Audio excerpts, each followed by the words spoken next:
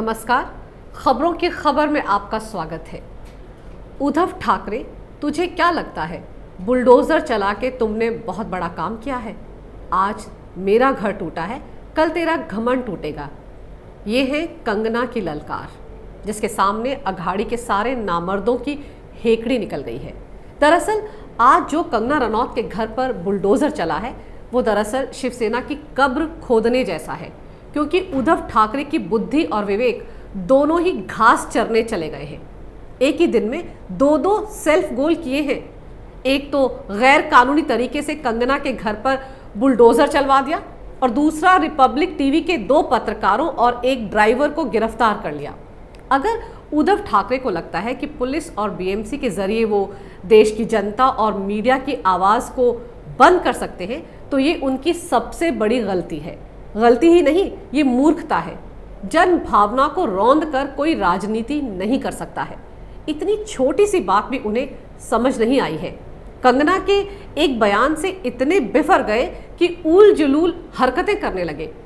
बड़ी मिर्ची लगी हुई थी भाई संजय राउत को, अनिल देशमुख को, उद्धव ठाकरे को, पर अब सबको शायद शांति मिल गई होगी। कंगना रनौत के घर पर बुलडोजर चलाकर इन सब मर्दों की मर्दानगी खुलकर सामने आ गई। पहले तो ये सारे जुबानी जंग ही लड़ रहे थे, वो भी एक महिला के खिलाफ। जुबानी जंग क्या, गालियां निकाल रहे थे गुंडे मवालियों की तरह। वो जो महाराष्ट्र के गृह मंत्री अनिल देशमुख है, उन्हें देख लीजिए। उनकी भाषा से कतई नहीं लग रहा था कि वो महाराष्ट्र जैसे राज्य के गृह मंत्री हैं। शिवसेना और एनसीपी को तो छोड़ ही दीजिए, वो तो अब तक सुलग कर कोयला हो चुके हैं। लेकिन समाजवादी पार्टी के नेता अब्बू आजमी की जुबान देख लीजिए। मंगलवार को महाराष्ट्र विधानसभा के अंदर संवैधानिक पद पर बैठे अब्बू आजमी ने किस तरीके से गालियां दी कंगना रनौत को। उससे तो साफ लग रहा है कि जो आग बॉलीवुड, राजनीतिक दलों और मुंबई पुलिस की शय पर फल फूल रहे ड्रग माफिया में कंगना रनौत ने लगाई है, उससे तो अब्बू आजमी की भी सुलग रही है। याद रखिएगा, ये हमाम है और हमाम में सब नंगे होते हैं। कंगना रनौत ने क्या गलत कहा था? मुंबई पुलिस के काम करने के तौर तरीकों पर ही तो सवाल उठाया था। जब सुशांत के मामले में 66 दिन तक एक एफआईआर तक दर्ज नहीं कर पाई मुंबई पुलिस, तो क्या आरती का थाल लेकर उनकी आरती उतारनी चाहिए थी? सवाल तो पूछा जा सकता था ना। उस पर इतनी हाय तौबा मचाने की क्या जरूरत थी संजय राउत को? इतनी बकवास करने और गालियां देने की भी क्या जरूरत थी? कंगना ने उद्धव ठाकरे सरकार को तो कुछ नहीं कहा था, पर मिर्ची पूरी जमात को ही लग गई। उद्धव ठाकरे जो कि राज्य के मुख्यमंत्री हैं, वो भी कंगना का नाम लिए बिना सदन में कंगना पर हमला बोल रहे थे। और तो और कंगना के घर पर बुलडोजर चलाकर उद्धव ठाकरे सरकार ने अपनी गुंडागर्दी की एक झलक भी दिखा दी। और क्या साबित किया? जरा सोचिए, मुंबई कोरोना से हाल बेहाल है। मॉनसून से स्विमिंग पूल बनी हुई थी मायानगरी मुंबई। पूरे मुंबई में 200 से ज्यादा गैर कानूनी मस्जिदें हैं और इमारतें हैं और बीच सड़क पर मज़ारें हैं। और तो और डी कंपनी के कई गैर कानूनी मकान हैं। बीएमसी अगर इतनी बेली है, इतनी ही खाली है, तो लगे हाथ इन इमारतों पर भी बुलडोजर चलवा देती। कंगना के पाली हिल वाले घर को तहस नहस करने के बाद वापसी में एक चक्कर इन सभी जगहों का भी लगा लेते बीएमसी के अधिकारी, वहां भी बुलडोजर चलवा देते। दरअसल ये सारे के सारे कंगना रनौत के पीछे हाथ धोकर इसलिए पड़ गए हैं क्योंकि कंगना ने ड्रग माफिया की पोल खोल कर रख दी है। जो ड्रग माफिया राजनेताओं, मुंबई पुलिस और बॉलीवुड की छत्रछाया में बड़े आराम से अब तक बिना किसी रोक टोक के फल फूल रहा था, उसी ड्रग माफिया का सारा कच्चा चिट्ठा कंगना रनौत ने खोल कर रख दिया है। और कंगना के इस ऐलान से कि बॉलीवुड के 99% लोग ड्रग्स की गिरफ्त में हैं, उस खुलासे से तिलमिला गई है ये सारी बिरादरी। मंगलवार को जब एनसीबी ने रिया को गिरफ्तार कर लिया, तब तो इस पूरी जमात के सब्र का बांध ही टूट गया।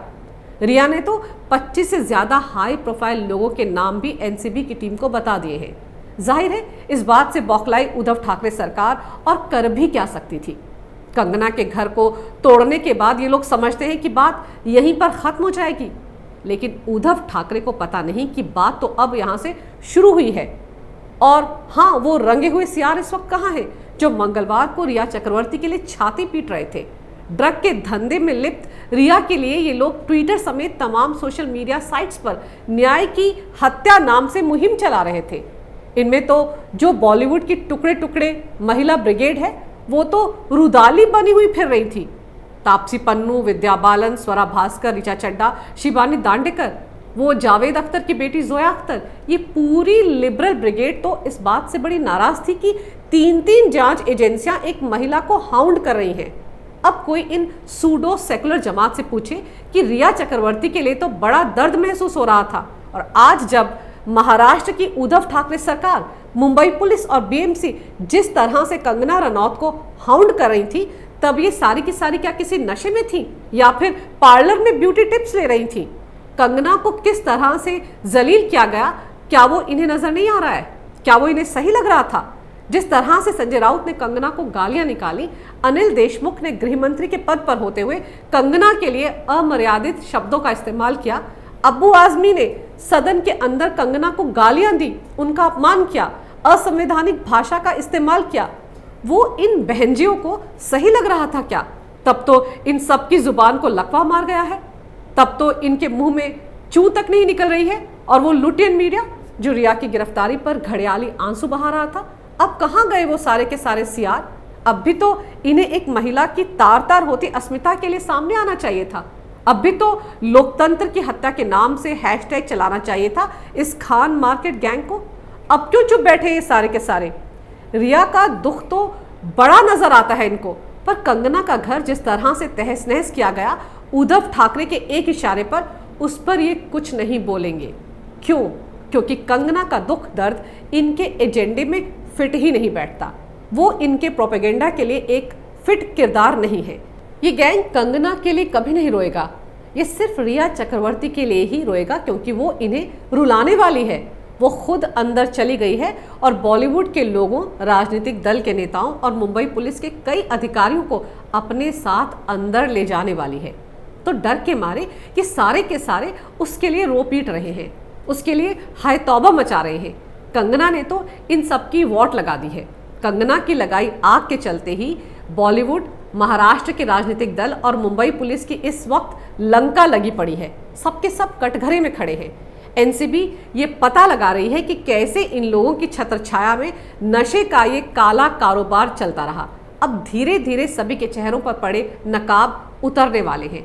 तो बॉलीवुड में ड्रग माफिया में आग लगाने वाली कंगना रनौत ना टुकड़े टुकड़े गैंग की फेवरेट है, ना ही बॉलीवुड गैंग की फेवरेट है, ना ही उद्धव ठाकरे सरकार की चहेती है। तो उसके लिए बॉलीवुड का कोई भी एक्टर या एक्ट्रेस सामने नहीं आएंगे। नकली लोगों की इस नकली दुनिया में सबके सब मौका परस्त और मतलबी हैं। सबके पास इतना हौसला या इतना मादा है ही नहीं कि वो सच को देख पाएं और सच का साथ देने के लिए खड़े हो पाएं। ये सब चोर चोर मौसेरे भाई हैं, लेकिन ये मौका पड़ने पर अपने भाइयों के साथ भी खड़े नहीं हो पाते हैं।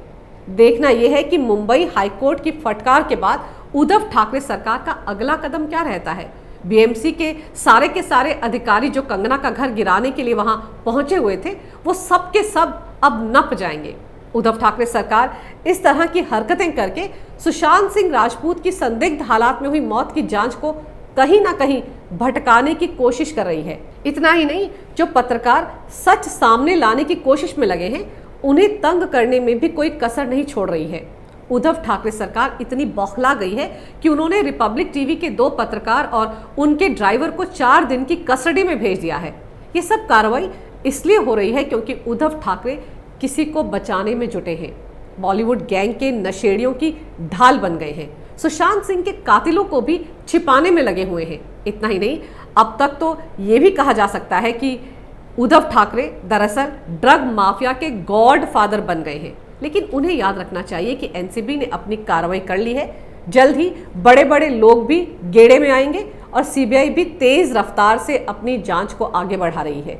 एम्स के डॉक्टर ये कह चुके हैं कि सुशांत सिंह राजपूत को जहर दिया गया था और जल्द ही कूपर अस्पताल, जो कि ठाकरे परिवार का अपना निजी अस्पताल है, वहां पर सुशांत के शव का जिन डॉक्टरों ने पोस्टमार्टम किया था वो भी नपने वाले हैं। और जिस दिन वो अपना मुंह खोलेंगे, उस दिन ना कोई उद्धव ठाकरे सरकार को बचा पाएगा, ना मुंबई पुलिस को, ना बॉलीवुड गैंग को, कर ले जितने वाहियात हरकतें कर सकती है उद्धव ठाकरे सरकार, वैसे भी अब उसकी उल्टी गिनती शुरू हो चुकी है।